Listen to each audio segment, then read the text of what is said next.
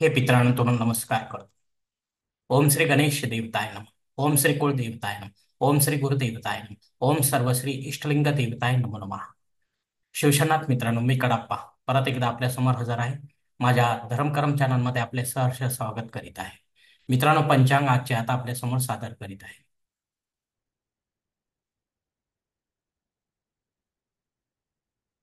मित्रांनो, आज दिनांक 14 सप्टेंबर 2024, शालिवाहन शके 1946, संवत्सर क्रोधी, अयन दक्षिण, ऋतू शरद, मास भाद्रपद, पक्ष शुक्ल,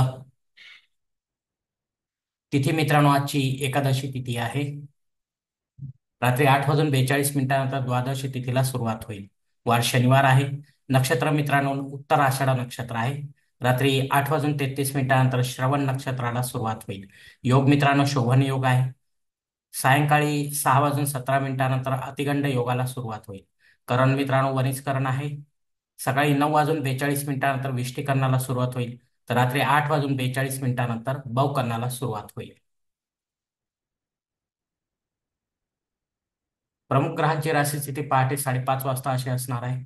सूर्य आपल्या सिंह राशीत असेल, चंद्र मकर राशीत, गुरु वृषभ राशीत, तर शनिदेव आपल्या कुंभ राशीत असणार आहे. मुंबई भागातील सूर्योदय असतं याप्रमाणे आहे. सूर्योदय सकाळी 6 वाजून 27 मिनिटांनी असेल, तर सूर्यास्त सायंकाळी 6 वाजून 41 मिनिटांनी असणार आहे. मित्रांनो, या पंचांगाच्या आधारे आता आपण आजच्या पूजेसाठी संकल्प सोडूया. त्यासाठी आपण आपल्या उजव्या हाताच्या तळहातावर एक फळी पाणी, थोडे अक्षर, एक फुल वा फुलाची पाकळी घ्या आणि हा संकल्प म्हणायला सुरुवात करा. मित्रांनो, हरोम शिव शिव शंभो रात्नय प्रवर्तमानसद्य ब्रह्मणो द्वितीय परार्धे श्वेतवराह कल्पे वैवस्वत मन्वंतरे कलियुगे प्रथम पादे जम्बूद्वीपे भरतवर्षे भरतखंडे मेरो दक्षिण दिग्भागे महाराष्ट्र देशे व्यावहारिक चांद्रमान शालिवान शके 1946 प्रभवादी षष्ठी संवत्सराणाम एक क्रोधी नाम संवत्सरे दक्षिण आईने शरद ऋतू भाद्रपद मासे शुक्ल पक्षे शनिवार वासरे उत्तराषाढ नक्षत्रे शोभन योगे वनिस करणे एकादशी शुभतिथो वीरगोत्रात उत्पन्न मी कडाप्पा मोपात दुरित क्षेदारशी पार्वती पती परमेश्वर पित्यर्थ श्री विधिवत पंचोपचार नित्य देव पूजा एवं इष्टलिंग पूजा करिष्ये. मित्रांनो, याच ठिकाणी हा संकल्प संपलेला आहे. तेव्हा आपण आपल्या उजव्या हाताच्या तळावर संकल्पाचे पाणी समोरच्या ताम्हणात सोडून द्या. मित्रांनो, या संकल्पाची वेळ मर्यादा सकाळी 9 वाजून 42 मिनिटांपर्यंत आहे. या वेळेनंतर जर आपल्याला संकल्प सोडायचा असेल तर कृपया आपण वरील बदललेल्या पंचांगाचा आधार घ्यायचा आहे, नवीन संकल्प तयार करायचा आहे आणि त्या संकल्पात आपण करत असलेल्या धार्मिक विधीचा उल्लेख अवश्य करायचा आहे. तेव्हाच आपली धार्मिक सेवा ही संबंधित देवतांपर्यंत पोहोचेल आणि त्यांचा आशीर्वाद आपल्यापर्यंत पोहोचेल. आपले जीवन अधिक सुखमय बनेल. मित्रांनो मित्रांनो आता मुहूर्त विभागामध्ये पाहूया. यात सर्वात प्रथम साखरपुडा यासाठी मुहूर्त दिलेला आहे दिनांक 15 आणि 16. डोहाळ जेवणासाठी मुहूर्त आहे दिनांक 15. बारसे करण्यासाठी मुहूर्त आहे दिनांक 15 आणि 16. जावळ काढण्यासाठी मुहूर्त दिला आहे दिनांक 15 आणि 16. गृहप्रवेश करण्यासाठी मुहूर्त दिला आहे दिनांक 14, 15 आणि 16. मुहूर्ताच्या दुसऱ्या भागात पाहूया मित्रांनो. उपनयन करण्यासाठी मुहूर्त माघ मासाशिवाय नाही. विवाह करण्यासाठी, शांती वास्तुशांती करण्यासाठी, भूमिपूजन व पायाभरणी करण्यासाठी कार्तिक मासाशिवाय मुहूर्त नाहीत. मित्रांनो, देवमूर्तीची प्राणप्रतिष्ठा आपल्याला करायची असेल तर यासाठी मुहूर्त दिले दिनांक 15 आणि 16. पण आपण यात केवळ महादेवाची किंवा त्यांच्या अवताराची प्राणप्रतिष्ठा करू शकता. घरी किंवा मंदिरात घरी करायची असेल तर काही नियम वेगळे आहेत शिवलिंगासाठी. ते आपण जाणून घ्यावं, मगच काय तो निर्णय ठरवा मित्रांनो. आणि हे दोन्ही विधी आपल्याला पंडिताच्या माध्यमातून विधिवत करायचे आहे. मित्रांनो, हे लक्षात घ्या.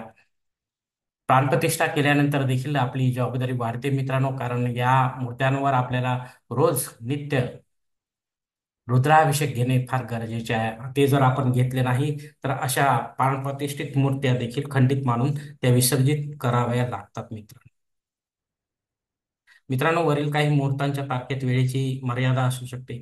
कृपया ती जाणून घेण्यासाठी आपण मला कॉमेंट्स बॉक्समध्ये विचारावे किंवा पंचांग धारकास विचारावे किंवा योग्य पुरवठा संपर्क साधावा आणि आणि मगच आपल्या जन्मकुंडलीनुसार आपण आपल्यासाठी योग्य असा मुहूर्त निवडावा, जेणेकरून आपल्या धार्मिक विधीमध्ये कोणत्याही प्रकारचा व्यत्यय येणार नाही. मित्रांनो, आणि असा मुहूर्त जर आपल्यासाठी नसेल तर मग मात्र आपण स्वतःहून किंवा पुरोहितांच्या मदतीने नव्याने काही मुहूर्त निर्माण करण्याचा प्रयत्न करू नका. यापेक्षा वेगळा असा काही, कारण त्याने आपले काहीच साध्य होणार नाही, कारण तो मुहूर्त नसल्यामुळे आपली वेळ आणि पैसा वाया जाण्याची शक्यता आहे मित्रांनो, किंवा असते.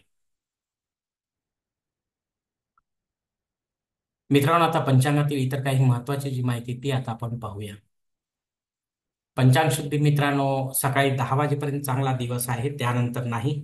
दिनविशेष मित्रांनो, परिवर्तनी एकादशी आहे. सकाळी 9:42 ते रात्री 8:42 भद्रा योग देखील आहे, हा अशुभ योग आहे. या काळामध्ये आपल्याला आपली महत्वाची कामे शक्यतो टाळायची.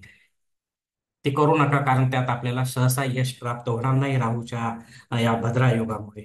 यानंतर घबाडी योग आहे मित्रांनो, हा योग चांगला आहे, पण रात्रीची वेळ असल्यामुळे आपल्याला कितपत फायदेशीर ठरतो तो आपण पाहावे मित्रांनो. आपल्याला यात घबडासारखे योग मिळण्याची शक्यता राहते.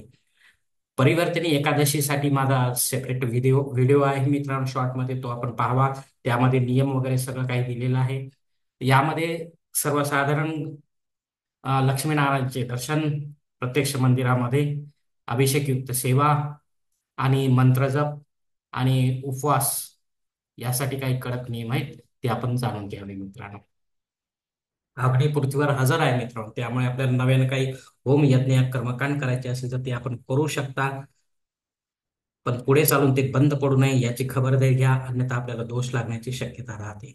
राहुकाळ सकाळी 9 ते 10:30 वाजेपर्यंत आहे. या काळात देखील आपली कामे रखडण्याची शक्यता असते राहूच्या प्रभावामुळे. तेव्हा आपण इतर वेळेमध्ये ते पूर्ण करण्याचा प्रयत्न करा, जेणेकरून त्यात आपल्याला यश प्राप्त होईल मित्रांनो. प्रमुख वक्री ग्रहामध्ये शनी ग्रह सध्या वक्री आहे. 18 नोव्हेंबरच्या दरम्यान तो स्तंभी होऊन परत मार्गी होणार आहे मित्रांनो, हे लक्षात घ्या. धन्यवाद मित्रांनो. आजचा हा पंचांगासंबंधीचा व्हिडिओ मी याच ठिकाणी संपत आहे. आपण जर माझ्या मताशी सहमत असाल तर कृपया माझे धर्मकर्म चॅनल सबस्क्राईब करा, लाईक करा, आपले कुटुंब व मित्र परिवार शेअर करा. तसेच कॉमेंट्स बॉक्समध्ये आपले मत अवश्य नोंदवा आणि माझा पुढील व्हिडिओ आपल्यापर्यंत पोहोचण्यासाठी बेल बटन अवश्य दाबा. धन्यवाद मित्रांनो. पुढील भेटीपर्यंत आपण खुश राहा, आनंदी राहा, प्रसन्न राहा. शिवकल्याणम. हरिओम शिवा. महादेव.